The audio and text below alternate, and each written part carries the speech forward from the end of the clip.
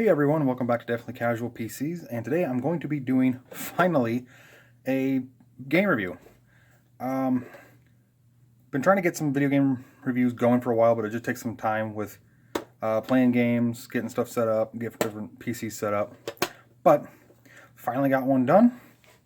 So today we're going to be reviewing a PC game. Specifically, Microsoft's Flight Simulator 2004. A Century of Flight. The PC CD-ROM version. I think there was a DVD-ROM version. I'm not 100% sure. But this is a lovely steelbook collector style case. I actually picked this up at a, I believe a Goodwill. And it was actually my first trip to a Goodwill, ironically. And there's actually something kind of special about this game. But for right now, let's look at the specs, which are Windows 2000 or XP with 120 megabytes of RAM, 98 or Millennium with 64 megabytes of RAM, 450 megahertz processor, 1.8 gigabyte hard drive, a 8 megabyte 3D DirectX 9 or later video card, sound card, speakers, headphones, joystick. So that's actually very modest PC specs. And in fact, the processor and RAM alone would put it somewhere, I'd say 98, 99 era computer, because 8 megabytes of focus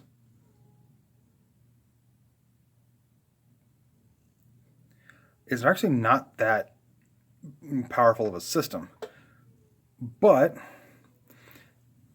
there actually is a reason why I am finally getting around to playing this now. I've played it before, immediately after I got it, because I got really excited about this game.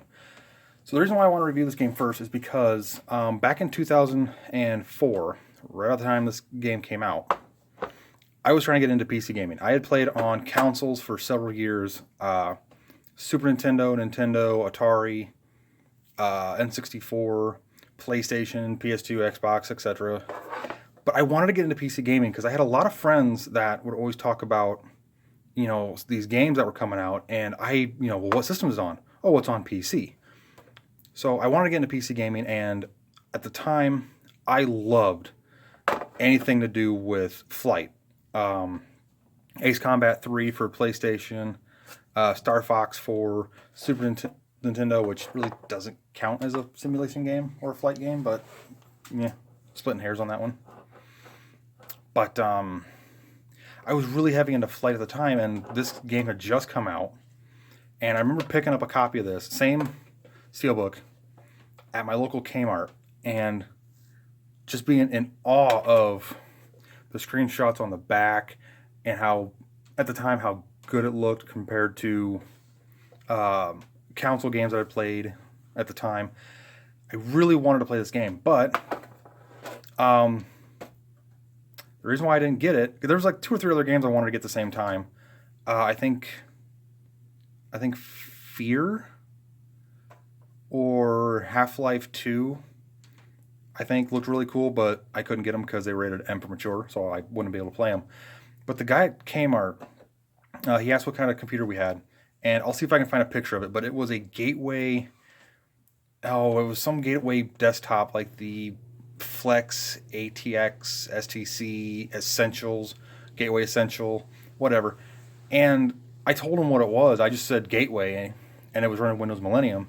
And he instantly kind of was like, oh, well, then you won't be able to run it because, Millennium's garbage and Gateway makes junk computers. And, you have to have a pretty, don't listen to the specs from the box, because if you want the real experience, you have to have way better specs. And stupidly, I listened. Me and my parents listened, and I actually ended up getting some console games instead. Looking back, I probably should have done at least some research, but at the time, Google wasn't really a thing. Most search engines weren't really. You had to be specific with what you were looking up, and our internet wasn't the best anyway, so finding things online wasn't a huge, a quick affair anyway. So I just believed him because, he was a store employee. He should know. So a couple years ago, actually, it's been quite a few years, I was at my local Goodwill and picked this up, and the memory came back of, oh, I've always wanted to play this game, and I have an old, desktop that I picked up from work. It's an old, worn out XP tower that they use for an office computer, and it's played some PC games, so why not? I'll run it. And I come to find out that actually my computer would have handled it just fine, except for the fact it ran Windows Millennium and it would at random crash and blue screen, and that's a whole different story. But for now, let's go get my XP computer hooked up, powered up, get this installed, and I'll do a quick review of it. And here we are in front of my computer with my lovely Windows XP desktop here. So I just got it installed. It's right here. And this is a computer I've used several times for playing some other games, Flight Simulator 2000, Elder Scrolls Arena, Stunt Track Driver, Sims 2, Remission. I played a bunch of games on this thing. This thing needs to be replaced, though. It is getting extremely worn out, extremely tired, but it is still working for right now. Anyway, Microsoft's Flight Simulator 2004. I'm just going to talk about this real quick, show some gameplay footage of mine, and then tell you what I think about it. So this game came out in mid-2003, and it was known as Flight Simulator 9 because it was the 9th release, and it was a culmination of all the previous flight simulators.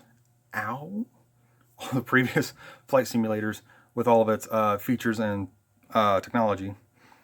But the improvement from 2000 and 2002 release was a much improved weather engine that gave it a much truer 3D appearing clouds, and localized weather conditions, which normally when you'd play the game and it would start raining, it'd be raining over the entire map as far as you flew until it just the program decided, stop the rain.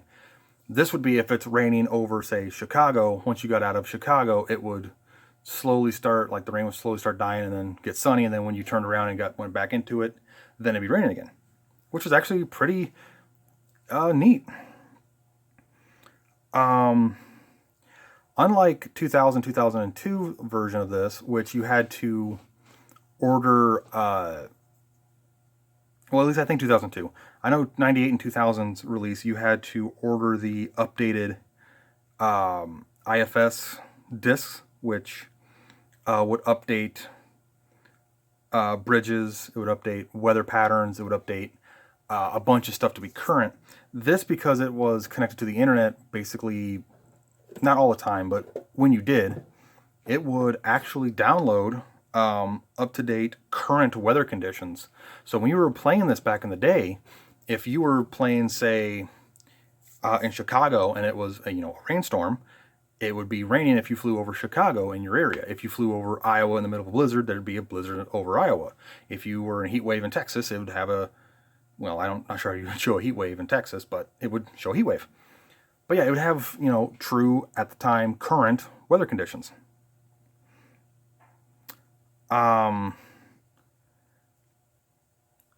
This was actually one of the best-selling computer games of the year.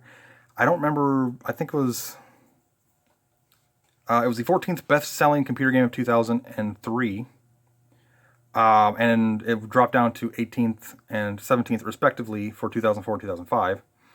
It sold just under 700,000 copies and made Microsoft $26 million alone. And it was actually critically one of the better flight simulator games, losing only to a game called IL-2 Sturmovik Forgotten Battles. But at the time, this was regarded as one of the best looking and highest flying for both vintage and modern aircraft. What makes Flight Simulator 2004 so special is this was not only the 100th anniversary of the Wright brothers' flight at Kitty Hawk, which you can actually fly the plane itself, but this was also the 20th anniversary of Microsoft's Flight Simulator itself, which had come out all the way back in 1984 for DOS and DOS compatible. Well, at the time it was IBM and PC compatible DOS computers. Nowadays it's just PC compatible. But yeah, this was a pretty good game, so I'm going to show you some quick flight things here. And what better way to play Microsoft's Flight Simulator than with... Let's do this. The Microsoft Sidewinder joystick. Which this one actually, I think this is a later version that came out 2002. And it's USB, so it'll just plug right now. Don't worry about drivers or nothing. So let's get the game installed and working, and we'll see how it looks.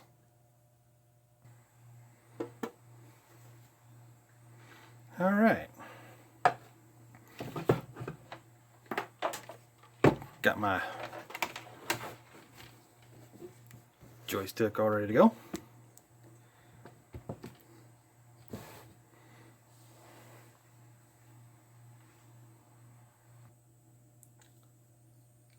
Taking a while. There we go.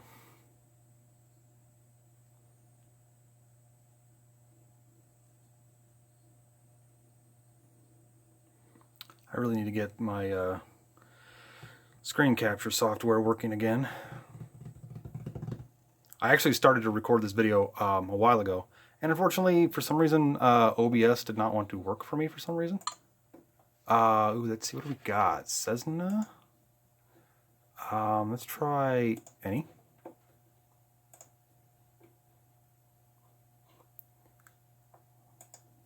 Try a nice small plane.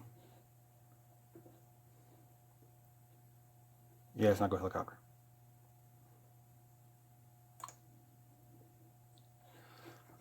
Let's do fair. Let's go to settings.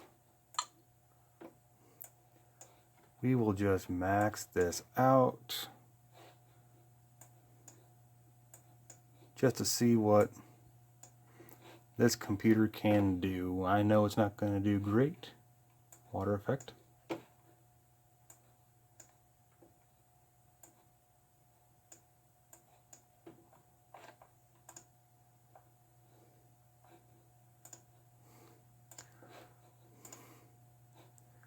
Yeah, we'll just max everything out, see what it can do. Yeah, and there's, I'll explain this, the GT120, at a much later date, because there's a reason why this is the only video card I can use in this computer. But for right now, we will try it.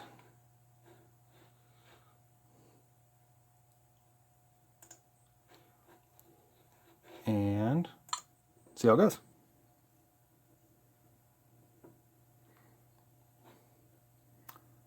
Really wish I could turn down my volume. There we go.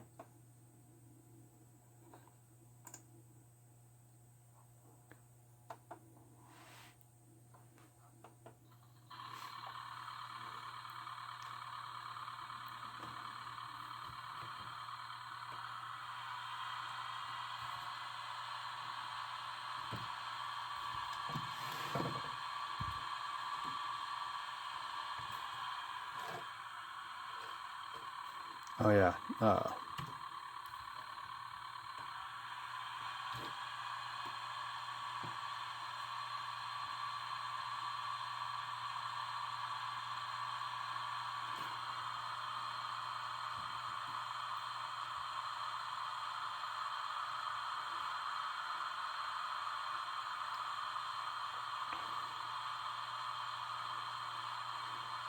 Hey, a game I can actually play while looking through a camera lens.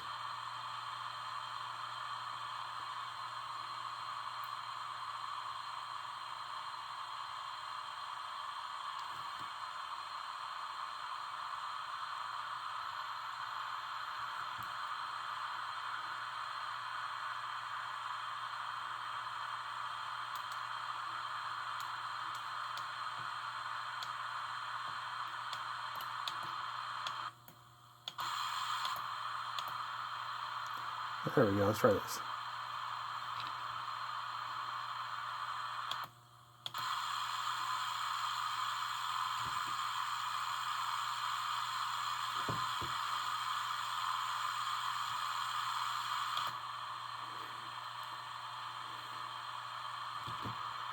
Whoa, why are we going down?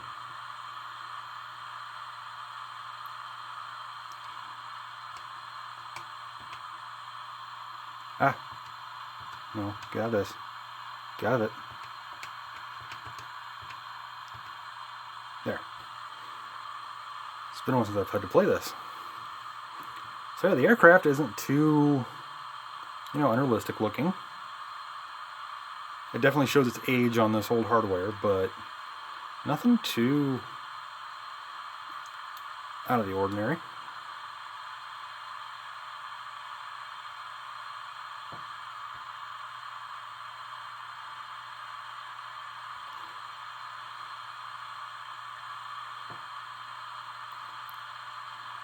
Look how detailed that splotchy ground is. Almost like this game's nearly 20 years old. I wonder if I actually would play an actual 20-year-old game.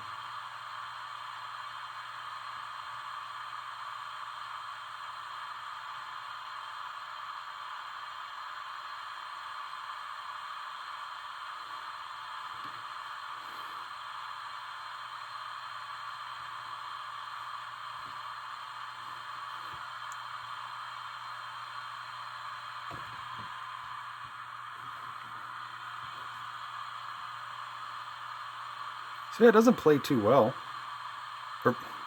So it doesn't play too bad, actually. And considering that when I first played this, it looked a lot better than it does now because, well, I wasn't used to much more high-definition games. But it's just a nice... There's really nothing to these flight simulators. It's just a nice, quiet... At the airport? Oh, yeah. Just a nice, quiet flight simulator game. Really nothing to it. I mean, there's really nothing to review about it except for... Too much. Except for the fact that it's a... Oh, this thing handles way too nice. Way too good.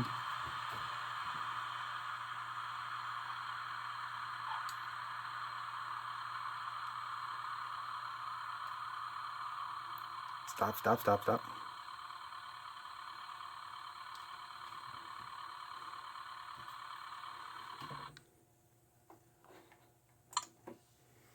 And let's try a different plane.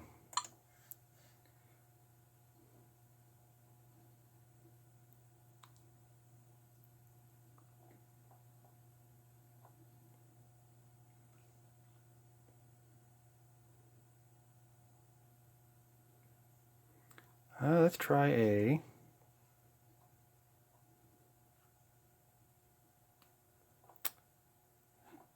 Yeah, let's try this. Let's change... Ooh. White with blue. Oh, yeah.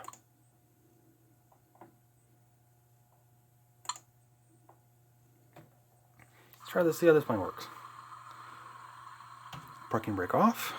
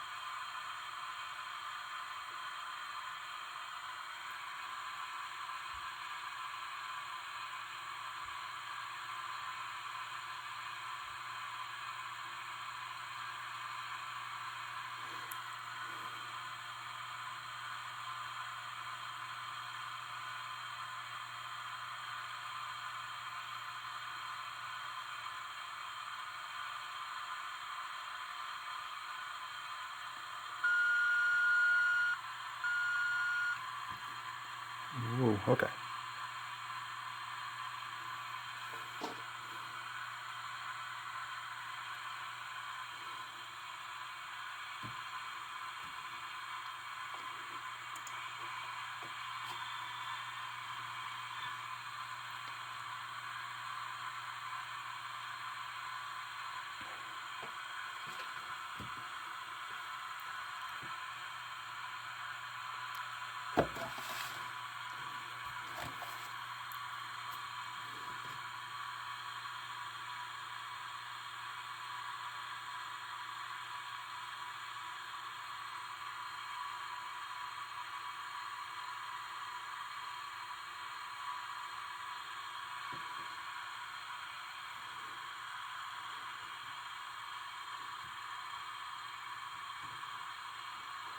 What happens if I do this?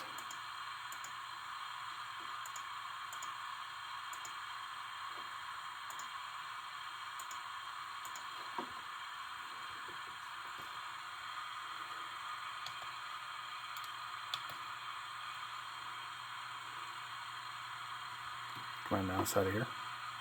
Whoop.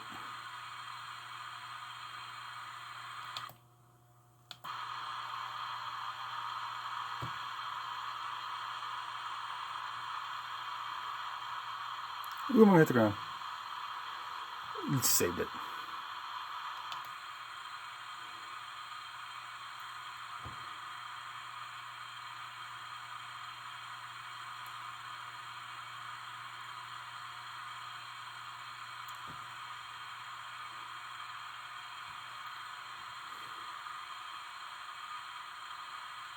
Although I do want to see what this thing could do with, or how this game would look with a much more powerful.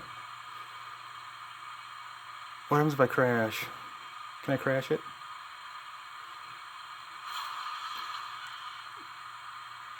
It doesn't crash. Oh, geez. This did not go well.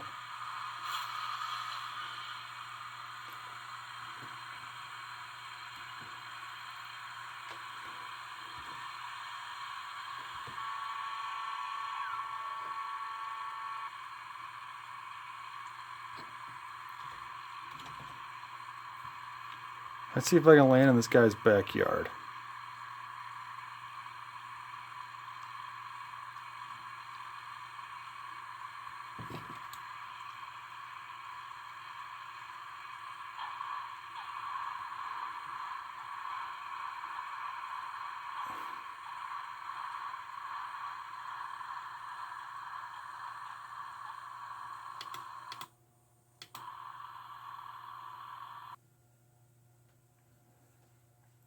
Okay, and that was Microsoft's Flight Simulator 2004. Sorry, I went back to the desktop. My this computer crashed as I was trying to exit the desktop. It is not the best computer in the world, but I got some gameplay footage. So yeah, there's really not a lot I can say about this game. It's a flight simulator game. There's no, it's not a combat simulator. It's not a, you know, like cargo simulator where you're dropping cargo off at different places like some more modern titles. But it definitely holds its own, especially when you're playing in the XP era hardware. But that being said, this review is done.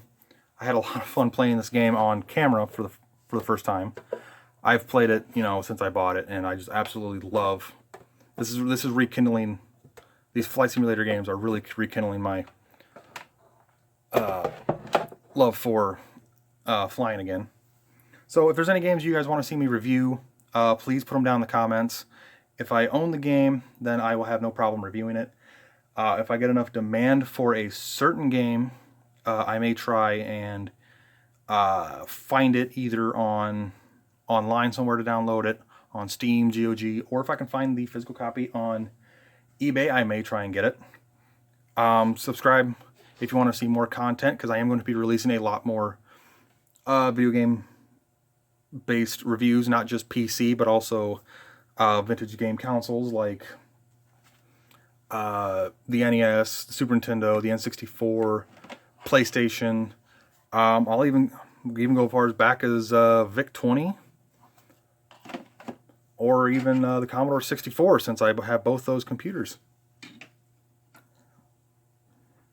Hit the notification bell to be notified when I do upload videos, because the YouTube algorithm at sometimes can be a little wonky, especially with new channels. But yeah, like I said, if there's any games you want to see me do, put them down in the comments and I will try to get to them. I'll be doing a lot more video game reviews and hardware reviews. Depends on what game I'm playing. I may actually play it on original hardware with a retro-based computer, which I might build for the channel just for playing these older games. If you want to see that, put that down in the comments too. So until then, I will see you in the next video. Thanks for watching.